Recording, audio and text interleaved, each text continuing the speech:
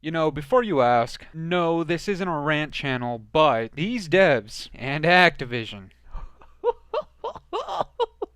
Oh my, these greedy bastards. If any of you guys are into conspiracy theories, you might like this one. Yo, what's going on, guys? This is the boy Fooly, and I'm bringing you guys another video right here on Black Ops Cold War. Today we're going to be talking about some DLC weapons and the reason why they are so stupidly OP at times. But before we get into anything, make sure to leave a like on this video if you enjoyed and subscribe if you're new. We're super close to 600 subscribers. I don't even know how that's possible, but you guys are making it happen, and let's get right into it. Also, before any of you guys ask, no, I don't have the new sniper rifle, and I don't plan on using it, to be completely honest. I'm very much too lazy to go for it, and I'm not going to spend money on it because why would I help Activision with anything? So in Cold War, we have like 5 to 6 DLC weapons. I'm honestly not so sure if that's even true. Pretty much every single DLC weapon we've gotten up to this point, even dating back to Modern Cockhairs 2019, every single DLC weapon we've gotten has been absurdly overpowered for no reason at all, and every time one of these DLC weapons are added, they stay pretty OP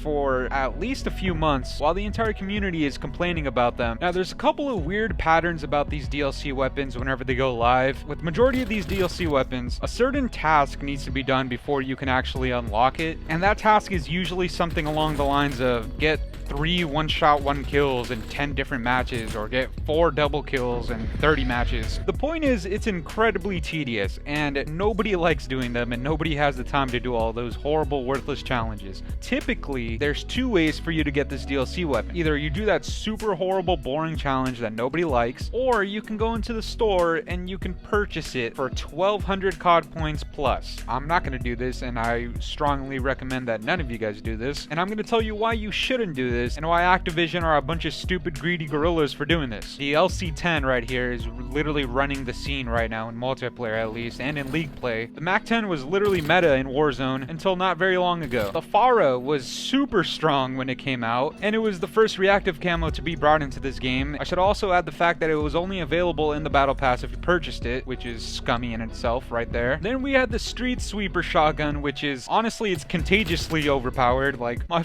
fucking grandma would buy that thing if she saw how fast it killed. And now we have this new sniper rifle, which, yeah, it aims in pretty slow and it kind of reloads very slowly, but do I gotta spell it out? These fucking snipers are OP as hell, alright? And if you disagree, a lot of people would disagree with you. I'm not gonna argue, but a lot of people would disagree with you. The snipers are so OP, the damn pros banned it in competitive play.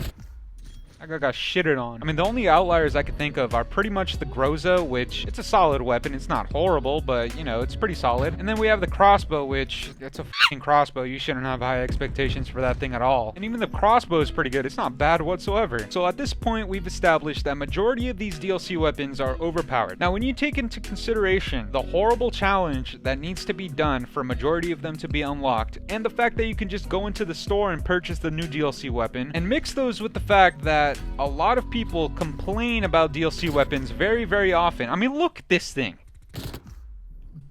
I mean, it's pretty clear why this is happening. I mean, should I spell it out for you? At this point, if you don't understand it, you might as well ask me to wipe your ass for you too. And this is where the conspiracy theory part of this kind of stems in. You know, as much as I hate these people, the people over at Activision are not stupid. I mean, it doesn't take a genius to come up with something like this, but you can make great profit out of simply making the new weapons overpowered as hell, putting a horrible, tedious challenge on it, essentially forcing people who are as lazy as the average COD player, because, I mean, COD players are lazy as shit, alright? Let's just be honest. And they're taking advantage of the fact that they know they're putting a horrible challenge behind unlocking it, and then they just put it in the shop for like 10, 15 bucks. And there you go. That's a shit ton of revenue. This is kind of like the SBMM thing, where there's a shit ton of people complaining about it on social media, and it's very, very, very apparent to the devs and to Activision themselves. Yet neither the devs nor Activision ever address anything. And I'm just saying that about SBMM, alright? When we're talking about DLC weapons, you know, every blue moon, Treyarch will address something. Definitely not the Infinity Tards. I cannot see this coming out of the Infinity Tards ever. I mean, those guys, I got no words for them. I mean, dude, just look at this thing. Combine this with a stim shot. Jesus Christ. Good God, look at this lobby. You know, it's pretty obvious when a weapon is stupid OP It's not like it's an accident when it's a DLC weapon. To be completely honest, I don't even know how you can consciously make a weapon as OP as some of them are. And I mean, I get it if some of the guns are the ones at launch, especially when you're being rushed like Treyarch was. You know, there's just a bunch of numbers and bullshit that I don't really care to think about. I mean, I used to do the same in school where I just plug in numbers on my math paper without even thinking about what the numbers mean. A lot of us are guilty to it.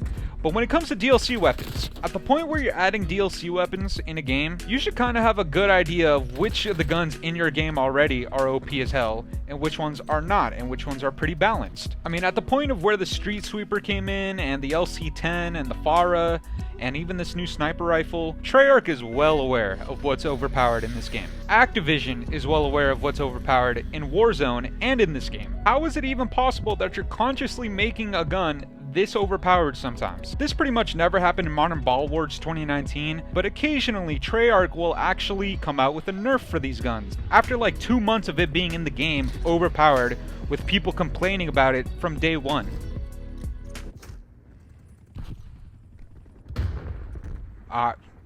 No words. I mean, honestly, at this point, there's really no other explanation other than they're trying to make a profit in the shop, which it's pretty obvious that that's what it is. I mean, what other excuse could you possibly give these people? Oh, they didn't mean to make it overpowered. Dude, some of these people have been balancing weapons since before you were even born. Good grief. It's definitely not that they didn't realize that it was going to be overpowered. Okay, that's some cap. That's definitely cap. God forbid they make some DLC tactical rifles or some DLC LMGs. That would genuinely be the cherry on top. All I know is Activision are a bunch of greedy bastards, and nobody could tell me otherwise. I'm sure even the fattest Infinity-tard cockrider could agree that Activision are a bunch of greedy bastards. You know, even months after it's released, I still get incredibly triggered when I see somebody running around with the Street Sweeper. I can't even imagine how many people just bought the sniper rifle or bought the Street Sweeper just because the challenge was so overwhelmingly ass. I mean, if I sold ass on the corner and just had infinite money, I mean, if I didn't give a flying f about me giving my hard-earned money to a bunch of bald white men sitting in an office doing nothing, earning free money, I mean,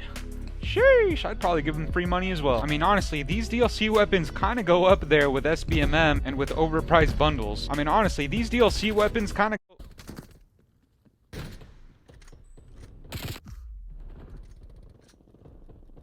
But yeah, guys, that's going to do it for me today. Let me know what you guys think about the DLC weapons and how OP they are and the reason why you think they are OP. If you think Activision are a bunch of greedy bastards for blatantly doing this, and if you even think that Activision are the ones doing this, just don't be ultimate toxic in the comments. I'm sure this is going to rile some people up. But if you made it to the end of this video, I just want to say thank you for making it this far. All the recent support has been super tremendous, honestly, and I can't thank you guys enough. As always, guys, if you enjoyed this video, leave a like and subscribe if you're new. And yeah, guys, it's been the boy Fooly. Have yourselves a good one. I'm out of here. Toodaloo. It's been a very long time since the weekend. It's been a very long time and I'm weak. It's been a very long time since you seen me. Don't know why.